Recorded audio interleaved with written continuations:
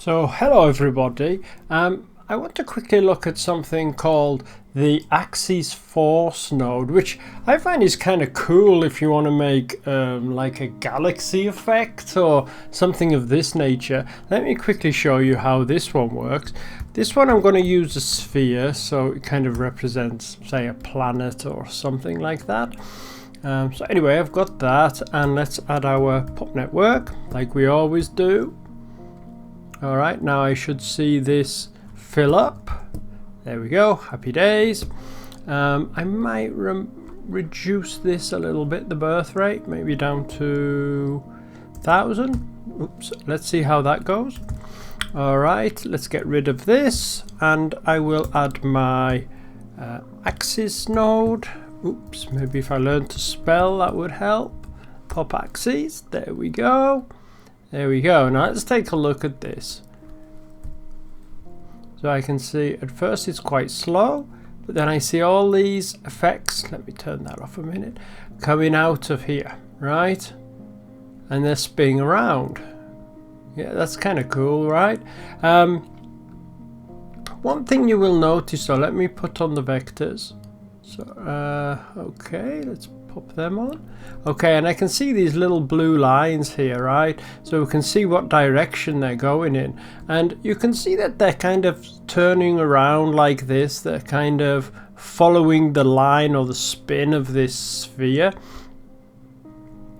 However, I say spin of the sphere isn't spinning, but you know, around the kind of geometry of the sphere. But once it gets outside of this radius here, it just goes in a straight line. Alright, now that may be what you want. There's a way that I could get around that, of course, and that is to increase, let me go back in here again, my shape, increase my radius. Alright, so I'm going to increase my radius. Let's try that again. And now I will see that it works just fine. Goes around, round, round. However, once it leaves here again, let me make it slightly smaller to show you, it still goes in a straight line. Let's see that. Alright, so you can see it just kind of goes off there. So another option that I have, I think first of all I need to speed this up a little bit. Let's speed this up maybe to 2. Let's see what that's like. Alright, that's a bit better now, right? A bit faster. And you can see now how that's just going out in a straight line. So another option is if I go to fall off, I've got this inner strength, which is 1. This is inside the radius here of this red sphere that we've got. And I also have an outer strength, which is 0, which is why it's just going off in a straight line. So if I increase this to 1, now the whole thing will go just fine. Alright, so now the thing you can see is spinning the whole time.